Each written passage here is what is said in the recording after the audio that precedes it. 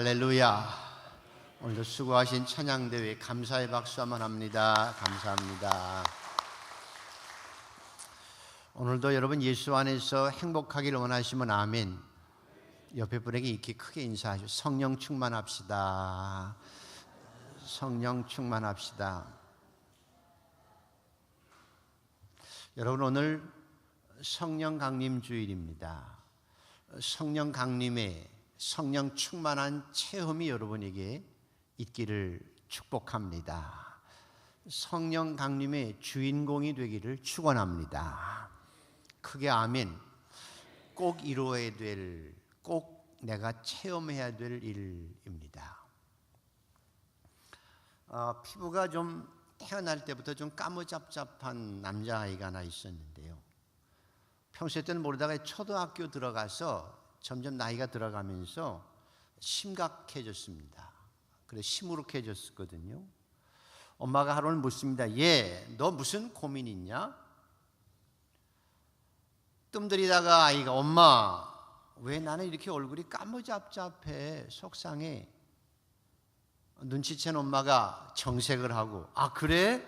너 맞아, 얼굴이 좀 까무잡잡하지? 근데 요즘에 웰빙 시대잖아. 알지? 너 말이야, 과학자들이 말하는데 원래 세상에서 좋은 것들은 좀 원래 까맣다고 그러더라. 근데 요즘에 건강식품 까망콩, 까망깨, 까망닭, 까망닭이 뭐죠? 오골개. 그리고 돼지고기도 흑돼지. 사람도 까만 짭짭한 사람이 더 좋은 거래. 그래서 여름에 봐, 해수욕장에 가서 일부러 선탠 하잖아. 그리고 축구 선수들 까맣지. 야구 선수 추신수 까맣잖아. 미국 대통령 오바마도 까마죽죽하고, 너 좋아하는 타이거 우즈도 그래, 까만 게 좋은 거다? 그랬더니 이 아이가 확 웃었어요.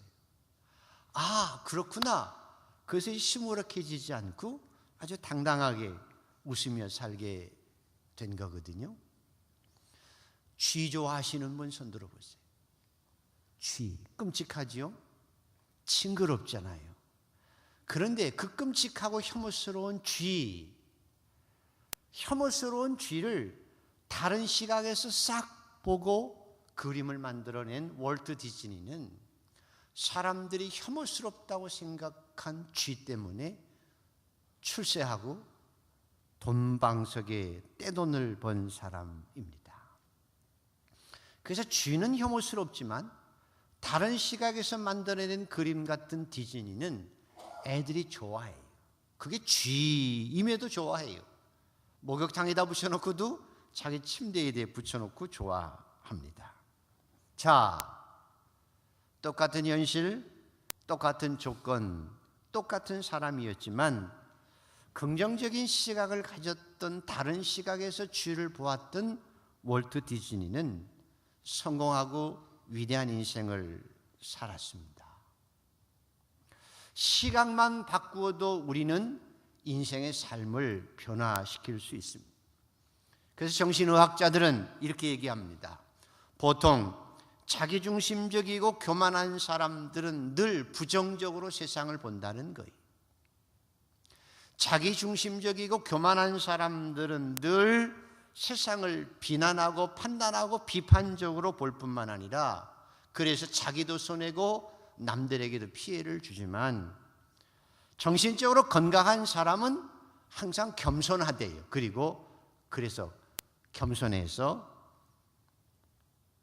긍정적으로 생각하고 그래서 더 많은 것을 취할 수 있는 이점이 긍정적인 사람에게 있고 건강한 사람이라고 얘기합니다. 정말 여러분 그래요.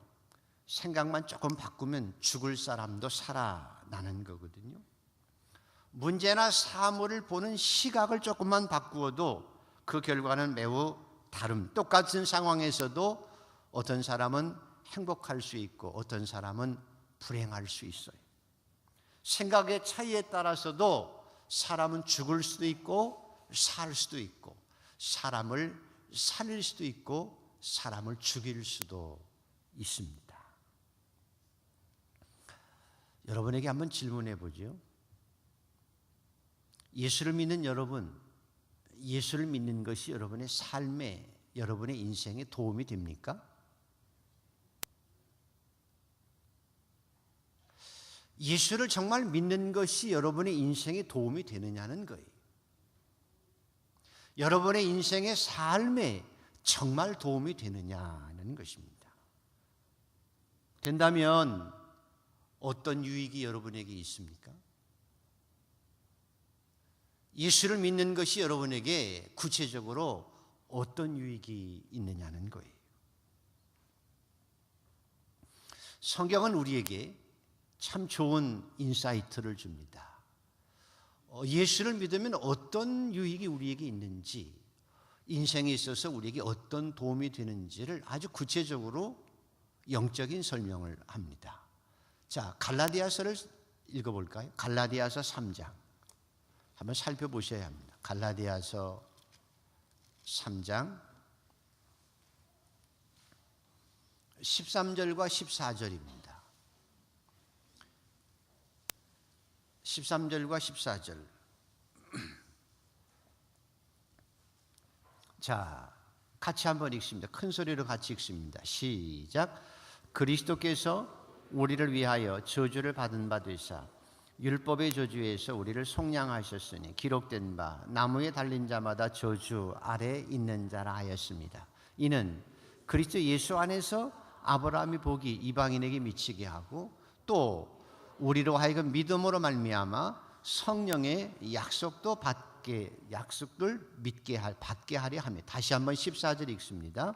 이는 그리스도 예수 안에서 아브라함의 복이 이방인에게 미치게 하고 또 우리로 하여금 믿음으로 말미암아 성령의 약속을 받게 하려 합니다. 여보, 우리 지금 이집트로 가잖아. 그래서 당신이 너무 예쁘니까 이집트 사람들이 나를 죽일 것 같아. 그러니까 당신 말이야 거짓말을 좀 해야 되겠어. 우리가 살기 위해서. 그래서 자기 아내를 누이라고 속입니다. 그래서 바로 왕이, 이집트 왕이 너무나 예쁜 사라를 자기 왕궁으로 데리고 가요. 그런데 그 밤에 하나님께서 사실은 아브라함을 혼내야 되는데 이집트 왕을 혼내요. 바로 왕에게, 야 이놈아, 너 그 여자 건들면 너 죽어. 그리고 하나님께서 이집트 왕과 그 집안에게 재앙을 내리십니다. 이성적으로 우리가 판단해 보면 하나님께서 거짓말을 한 아브라함을 혼내야 돼요. 아브라함을 혼내야 되는데 이집트 왕 바로를 혼내시는 거예요. 어찌 보면 말이 안 되죠. 정말 말도 안 되는 처사를 누가? 하나님께서 행하신 거예요. 여러분 맞죠? 여러분 이것을 어떻게 생각하십니까? 우리가 판단해 보면 하나님 말도 안 되잖아요. 책망 받아야 될 사람은 아브라함이지. 왜 바로가 책망을 받고 그가 왜 재앙을 받아야 합니까? 그런데 하나님은 말도 안 되는 처사를 행하세요. 그 이유가 뭘까요? 그 이유가 뭘까요? 우리가 생각하는 말도 안 되는 처사를 행하신 이유는 단 한 가지예요. 아브라함을 하나님께서 선택한 백성으로 삼으셨기 때문입니다. 이것이 아브라함의 복입니다. 허랑방탕하고 돌아오는 탕자, 모든 재산, 아버지 재산 많은 것을 가서 탕진하고 허랑방탕하게 돌아오는 그 탕자, 그 아버지가 가서 껴안고 입 맞추고 거지 같은 아이 잔치해 줘요. 말도 안 되는 얘기입니까? 자기 돈을 갖다가 허랑방탕하게 다 탕진하고 거짓골이 되어서 오는 탕자를 달려가서 껴안고 입 맞추고 목욕시키고 그리고 잔치하는 이 아버지 제정신이에요? 아니에요? 사실은 이게 제정신이에요. 왜 그럴까요? 그것은 탕자가 내 자식이기 때문입니다. 이유는 하나밖에 없어요. 허랑방탕했던 안 했던 내 돈을 다 허랑방탕하게 썼든 아니든 탕자는 내 아들이. 그렇기 때문에 말도 안 되는 일을 아버지로서 행하는 거예요. 저는 지금도 기억합니다마는 우리나라 모 기업의 회장이지요. 그분 지금 병원에 계시지만 자기 아들을 때렸다고 해서 유흥가에서 술 먹다가 자기 아들을 때려서 자기 아들이 굴러떨어져서 좀 상처가 났다고 해서 사회에 명망 있는 회장이, 대그룹 회장이 사람들을 사서 그 아들을 때린 사람들을 청계산에다 데려다 놓고 주워 팼어요. 이게 말도 안 되는 처사죠. 웃기는 얘기죠. 근데 왜 그랬을까요? 내 자식이기 때문이에요. 이게 아브라함이 받는 복입니다. 왜? 하나님의 선택한 백성이기 때문에 그렇습니다. 예수 믿는 사람의 유익이 뭐냐? 예수님께 십자가의 저주를 받은 바 되사 이방인인 우리들도 아브라함과 같이 선택한 백성으로서 하나님의 보호와 인도하심과 그 복을 누리고 살아갈 수 있는 유익이 여러분에게 예수를 통해서 주어졌습니다.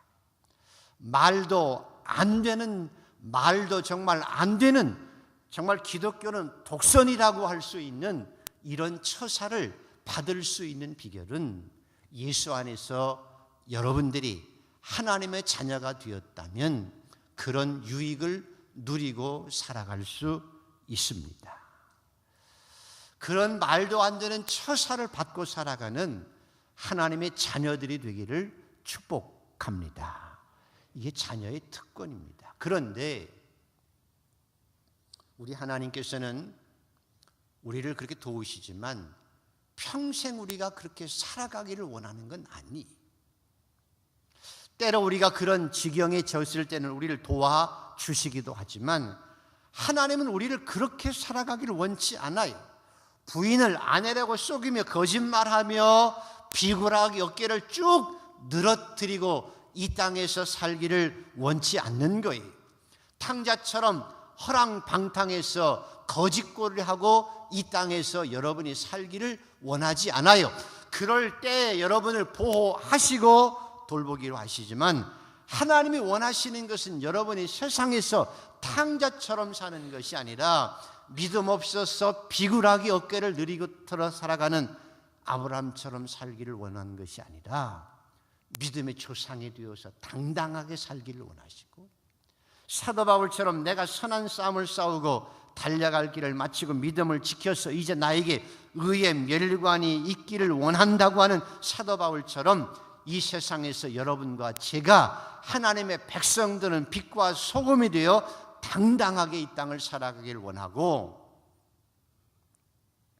요한복음 6장에서 말씀하신 것처럼 예수님께서 말씀합니다. 내 아버지의 뜻은, 나를 보내신 내 아버지의 뜻은 내게 주신 자 중에 내가 하나도 잃어버리지 않고 마지막 날에 다시 살리는 것이니라. 우리가 하나님의 나라에 도착할 때 하나님께서 영광의 모습으로 우리를 맞이해 주시기를 원하시고 또한 의의 면류관 상급받는 자로 주님 앞에 서게 하시기를 원하십니다.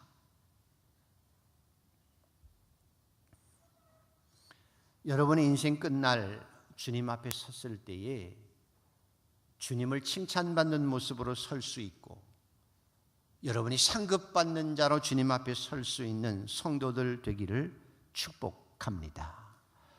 뿐만 아니라 이 땅에 살면서도 당당하게 살아야 합니다.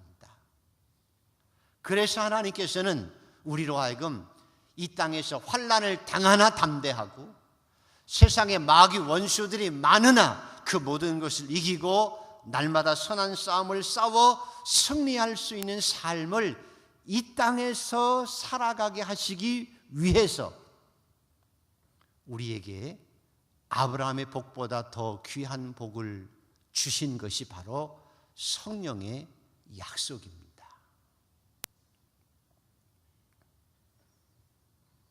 여러분에게 다시 묻습니다. 한번 곰곰이 생각해 보세요. 여러분이 예수를 믿는 것이 여러분 인생에 유익합니까? 무엇 때문에 유익합니까?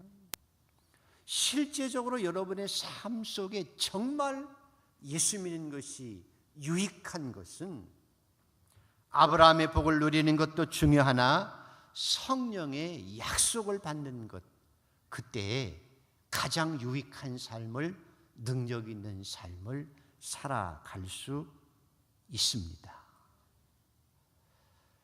성령은 구약 성경에 보면 특별한 사람들에게 임했습니다. 천지를 창조하실 때 성령이 역사하셨고, 특별한 사람들, 하나님의 사람들, 선지자들에게 임하셔서 하나님의 말씀을 전달하기도 하고 대언하고 능력을 행하기도 했습니다. 왕들에게 임하셔서 사울 왕도 성령이 충만할 때 예언하고 능력을 행했고, 다윗도 성령에 충만해서 하나님의 환상을 봅니다. 삼손도 성령에 충만했을 때 힘이 있어서 블레셋을 이길 수 있었습니다.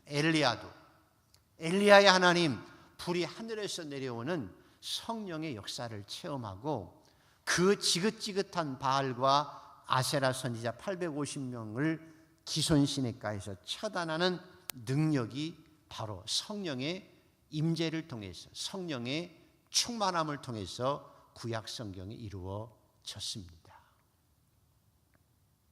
그런데 하나님께서 구약 성경에 약속합니다. 내가 말세가 되어지면 왕이나 제사장이나 특별한 사람들로 받는 성령을 내가 늙은이도 받게 할 것이며 젊은 사람도 받게 할 것이며 심지어는 너희 집에서 하찮게 일하는 남종과 여종, 노예들도 성령을 체험하고 성령의 충만함을 체험하는 역사가 일어나게 될 것이다 라고 약속하셨고, 그래서 세례요한이 외칩니다. 나는 물로 세례를 주거니와 내 뒤에 오시는 이는 물과 성령과 불로 너희에게 세례를 주실 것이다. 예수님께서 부활하시고 승천하시기 전에 제자들에게 말씀합니다. 너희는 아버지의 약속한 성령을 기다리라. 며칠 있지 않으면 몇 날이 못 되어 성령이 너희에게 임하시게 되면 너희가 능력을 받게 될 것이다. 보혜사 성령이 오시면 너희가 유익하게 될 것이다. 그분은 보혜사이며 능력자이며 세상 끝날까지 너희와 함께 할 것이며 너희가 신앙생활을 신앙인답게 할 수 있게 만들어 주실 것이다.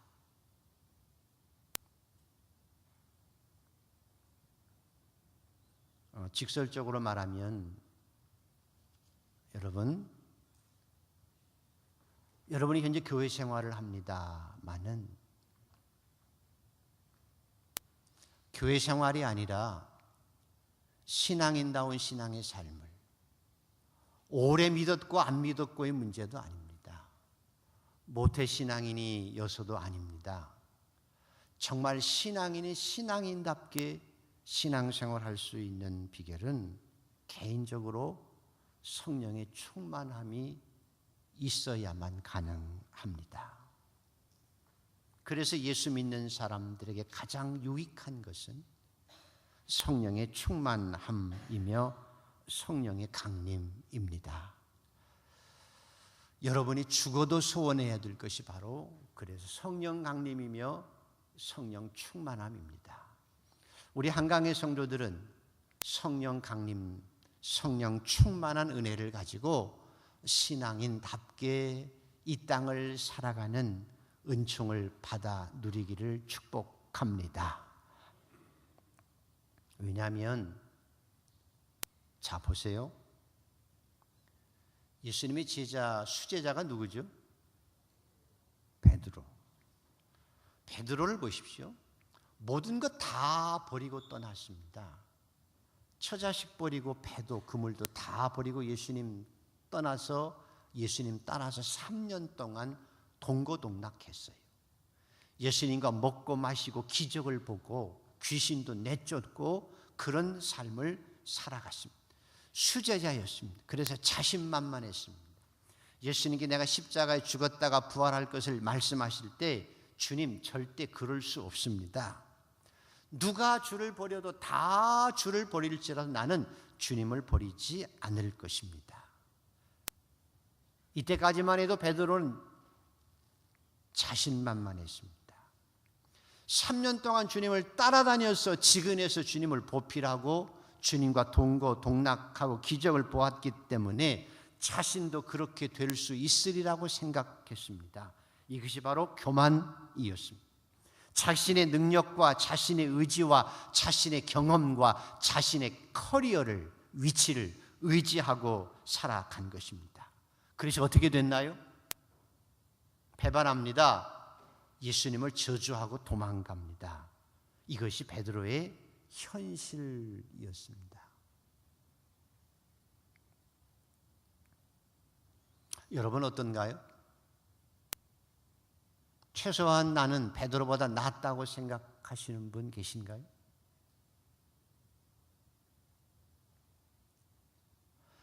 나는 적어도 베드로보다 낫다고 생각하는 분이 계신가요? 그만큼 베드로처럼 헌신하고 자신만만하게 주님 옆에서 따라다녔던 분 계신가요? 그리고 지금도 나는 베드로보다는 낫게 신앙생활을 한다고 생각하는 분이 계신가요? 저는 그리스도 살아계신 하나님의 아들이라고 예수를 구주로 믿었습니다. 맞죠? 그래서 우리가 베드로처럼 교회에서 봉사하고 있습니다.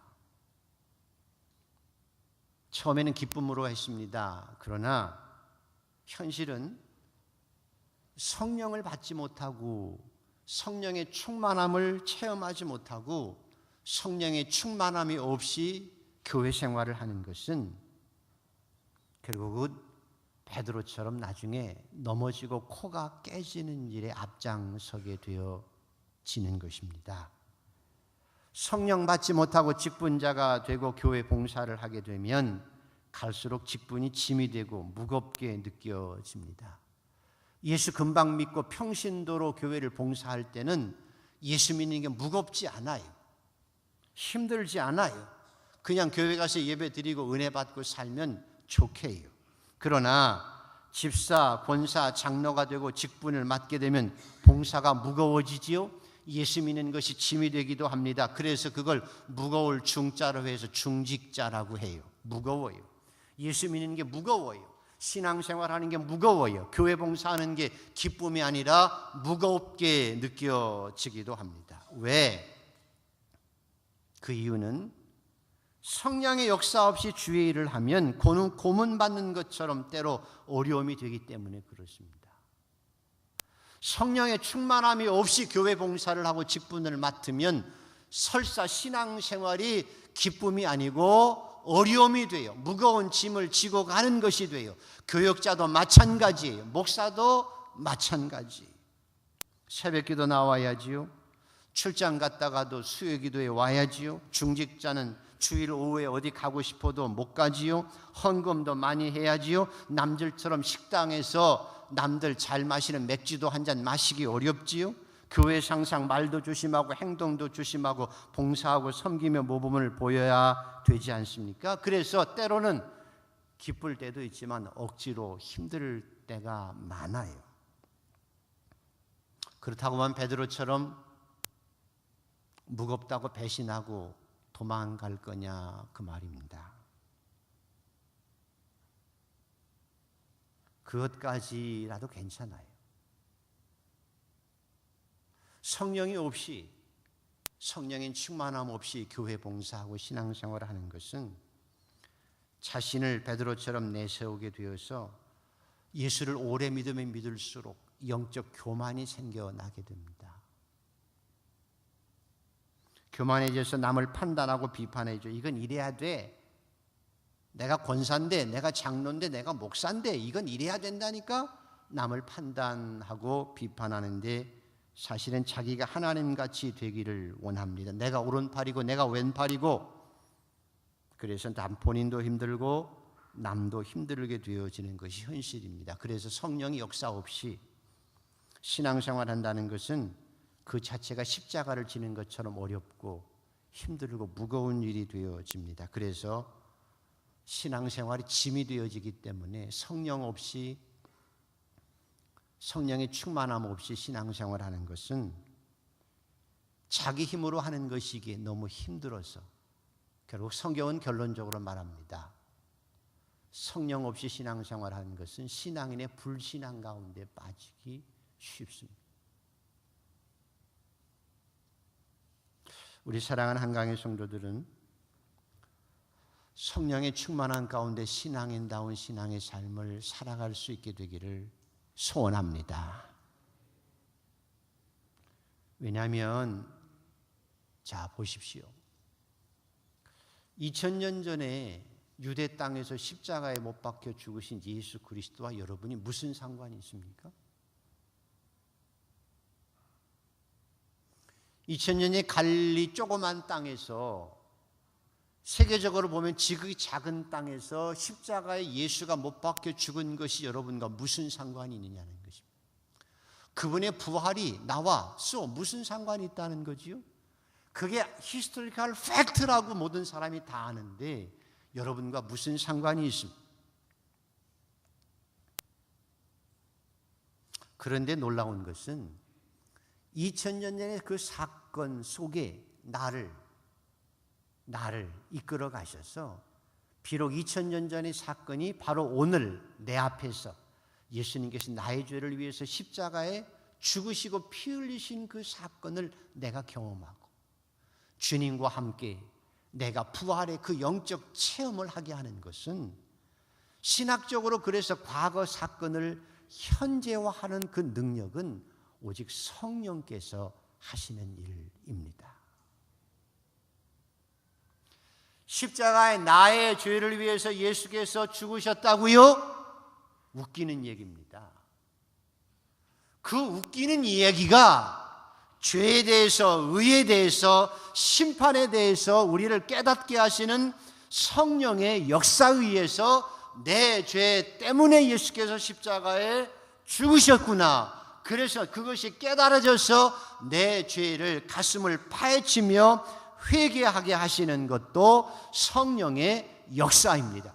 머릿속에 이것이 죄라고 하는 것은 알아도 마음속에 이것이 이래서는 안 되는데 라고 깨달아져도 회개하지 못해요. 그러나 성령이 오시면 깨닫게 하는 것이 아니라 이것이 죄라고 하는 것을 알게 하는 것으로 끝나지 아니하고 그 십자가 밑에서 죄를 회개하고 참회하며 돌이키게 하시며 회개의 열매를 맺게 하시는 것도 성령의 역사입니다. 많은 사람이 속아요. 이것이 죄라고 하는 것을 알아요. 깨달았어요. 그럼에도 불구하고 회개하지 못해요. 그 죄를 용서받지 못해요. 성령이 오셔야만 죄에 대해서, 의에 대해서, 심판에 대해서 깨닫게 하시고 그 죄를 회개할 수 있어요.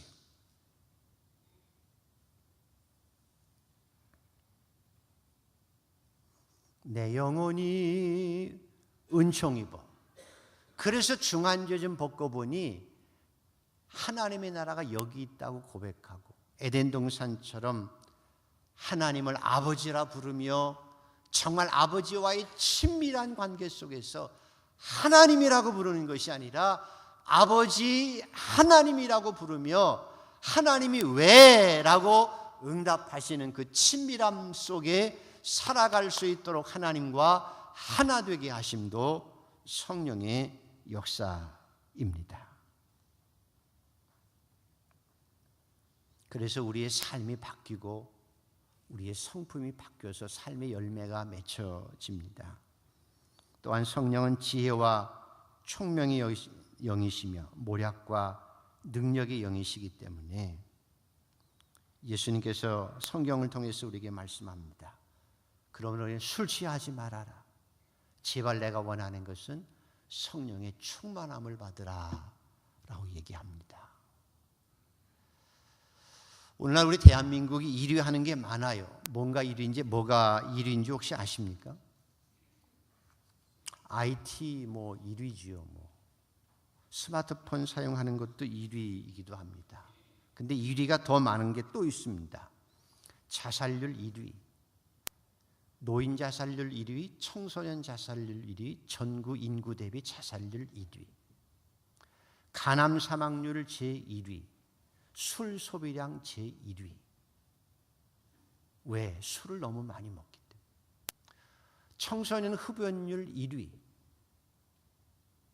이혼율 1위.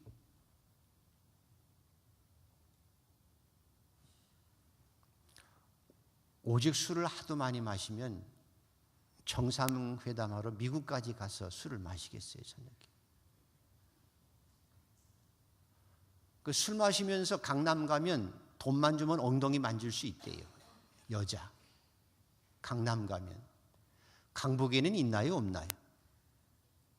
있겠죠? 가봤나요? 우리가 모르지. 우리나라에서는 술 먹으면서 돈만 주면 여자 엉덩이 만질 수 있대요. 마음껏 주물를 수 있대요. 그게 술버릇이 되고 그게 습관화 돼서 미국에서도 그런 줄 알고 가다가, 그래서 예수님께서 말씀을 통해 너희는 술 취하지 말라, 성령의 충만함을 받으라. 그렇게 애타게, 성령의 충만함이란 또 설명하겠지만, 성령의 충만함이란 다른 거 아니, 성령이 여러분 안에 와 계시는 거예요. 우리 깨어지기 쉬운 질그릇 속에, 질그릇 같아요. 우리가 언제나 떨어뜨리면 어느 한순간 쨍강 깨져버리고 마는 질그릇 같은 우리 속에, 다 깨지는 질그릇 같은 속에 감히 하나님께서, 하나님의 영이, 예수의 영이, 하나님의 영이, 성령이 질그릇 같은 우리 안에 거하시는 거예요. 우리 안에 내재하시는 거예요. 그래서 우리가 죄와 사망의 법에서 이길 수 있고, 율법의 요구를 이길 수 있고, 이 세상의 성령과 함께 멋진 인생을, 능력 있는 신앙의 삶을 살아갈 수 있습니다. 저와 여러분은 성령의 충만한 신앙인으로 이 땅을 살아가는 기쁨과 감격 있기를 축원합니다. 그래서 현재의 삶도 능력 있게 살거니와 그렇게 살아서 나중에 하나님 앞에 서게 될 때에 칭찬받는 모습으로 설 수 있는 우리 모두가 되기를 간절히 소원합니다. 예수님의 말씀입니다. 여러분 사도행전 1장을 살펴보십시오.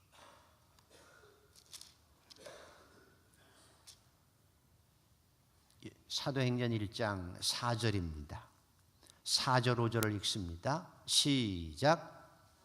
사도와 함께 모이사 그들에게 분부하여 이르시되 예루살렘을 떠나지 말고 내게서 들은 바 아버지께서 약속하신 것을 기다리라. 요한은 물로 세례를 베풀었으나 너희는 몇 날이 못되어 성령으로 세례를 받으리라 하셨느니라. 이 말씀은 830년 전에 요엘서에게 이미 약속하신 겁니다.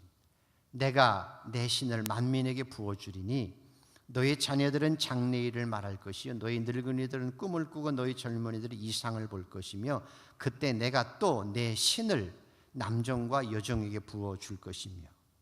이 성령을 누구에게 주시겠다고 약속하셨습니까? 다시 한번 확인할까요? 사도행전 2장 39절을 살펴보십시오.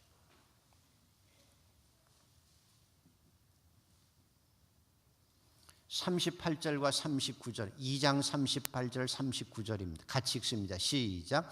베드로가 이르되 너희가 회개하여 각각 예수 그리스도의 이름으로 세례를 받고 죄 사함을 받으라. 그리하면 성령을 선물로 받으리니 이 약속은 너희와 너의 자녀와 모든 먼데 사람 곧 주 우리 하나님이 얼마든지 부르시는 자들에게 하신 것이라 하고, 그래서 오늘 읽었던 본문 마가복음 마가다락방에, 지금도 마가다락방이 있습니다.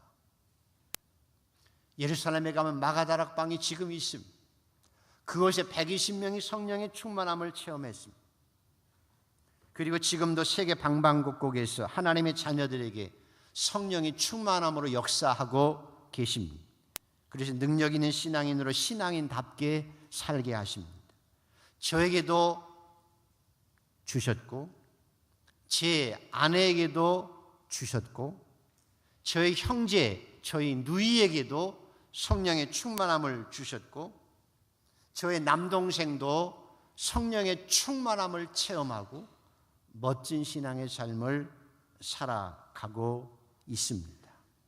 저의 기도 제목은 하나님, 내 아들들에게도 제게 임했던 성령님, 하나님 제 손자들에게도 제가 받았던 성령의 강림과 성령의 임재와 성령의 충만함을 체험하게 하여 주시옵소서. 성령 체험은 이론이 아니에요. 생각도 아니에요. 성령은 내가 눈으로 보고 입으로 체험하며 그리고 실제적으로 체험하는 체험 사건입니다. 오늘 성령의 저들이 불이 혀같이 갈라지는 역사를 체험합니다.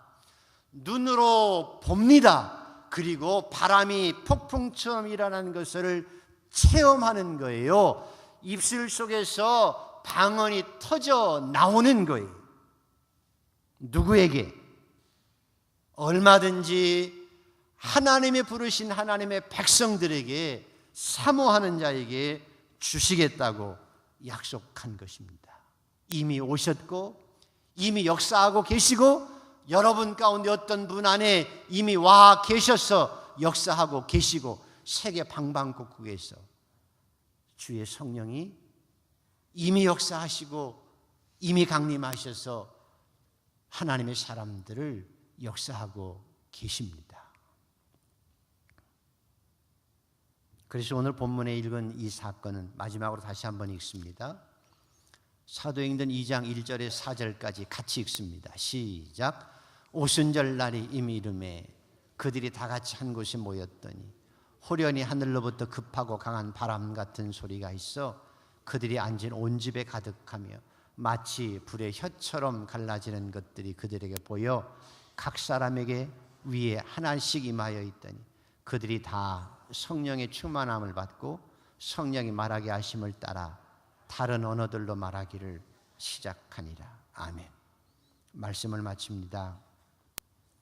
여러분, 생각만 긍정적이어도 인생이 달라질 수 있다고 그랬죠.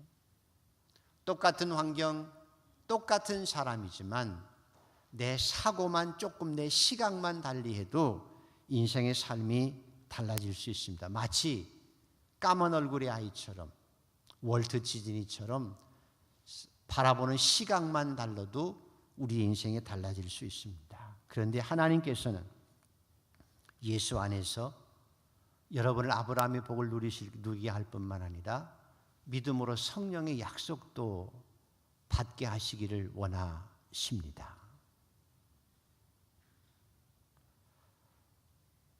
여러분이 예수 믿으면 여러분에게 무엇이 유익합니까? 성령의 충만함 가운데, 성령의 충만함 가운데 진정 하나님이 주시는 복과 유익을 받아 누리며 그것을 체험하며 이 땅에서 누리고 살아가는 삶의 주인공들이 되기를 축원합니다. 기도하십시오.